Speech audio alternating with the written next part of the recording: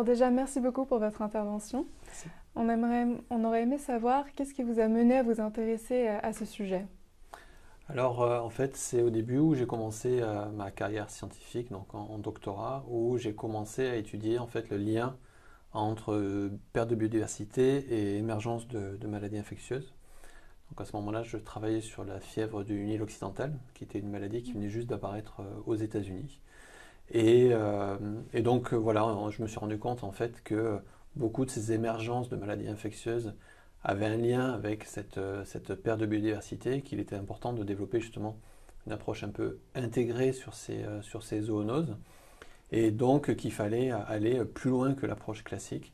Donc j'ai commencé à développer des projets aussi bien en Europe qu'en Amérique pour essayer de comprendre comment ces maladies émergeaient et puis surtout maintenant comment on peut essayer d'empêcher ces maladies d'émerger. Très bien. Et comment est-ce que ces différentes approches de la santé sont perçues par les différentes communautés, donc médecine, vétérinaire Alors, en fait, ces différentes approches de la santé, donc, comme on l'a vu, se sont beaucoup succédé dans le temps. Elles se sont, on va dire, quelque peu complexifiées. Au début, la première approche One Health était très santé médicale, humaine, et puis santé animale, vétérinaire. Et puis après, ça s'est complexifié avec les vulnérabilités des populations humaines, l'environnement, etc. Donc aujourd'hui, on arrive dans un moment un petit peu de stabilisation avec ces deux grands concepts qui émergent. La santé globale, pour justement regarder la santé des populations dans leur ensemble, pas que sur un problème de santé en particulier. Et puis la santé One Health, qui est vraiment entre santé humaine, environnementale et animale. Donc ça a pu être perçu des fois par certaines communautés comme des opportunités de visibilité, de financement, de développer aussi des choses qui étaient développées un petit peu dans l'ombre depuis de nombreuses années.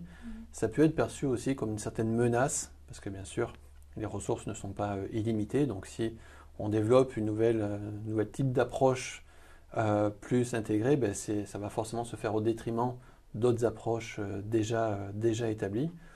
Mais j'ai bon espoir que en fait, la pandémie de Covid-19 a montré l'importance d'articuler justement ces approches, on va dire un peu plus historiques, sans que ce soit complètement péjoratif, et puis ces nouvelles approches plus intégrées, parce qu'on a vraiment besoin de ces deux approches pour justement développer des stratégies cohérentes et qui protègent les populations humaines. Merci. Et concrètement, comment est-ce que la santé globale est appliquée à l'échelle internationale? Alors la santé globale, c'est vraiment un grand défi parce qu'il faut arriver à faire travailler déjà des différents secteurs qui n'ont pas l'habitude de travailler, que ce soit sur la nutrition, sur les cancers, sur les maladies infectieuses, etc. Donc pour ça, le mandat, il est clairement au niveau de l'Organisation mondiale de la santé à Genève, à l'OMS, qui a tout un département justement de santé globale et qui essaye de développer ça à un niveau international. Mais bien sûr, il faut aussi arriver à le développer à une échelle locale, parce que c'est là vraiment que ces différentes stratégies vont être conçues et implémentées. Et donc, il faut vraiment, quelque part, prendre à bord tous les différents acteurs des différents secteurs pour répondre vraiment aux problèmes locaux. Dans certains pays, ça va être plus sur des aspects de nutrition, dans d'autres pays, ça va être plus sur des problèmes infectieux. Donc, pour avoir une approche cohérente, il faut vraiment arriver à articuler les besoins locaux, l'application de ces stratégies à une échelle locale et de les laisser quelque part se coordonner à une échelle internationale pour avoir un impact global sur la santé globale beaucoup plus important. Je vois. Merci beaucoup. Merci.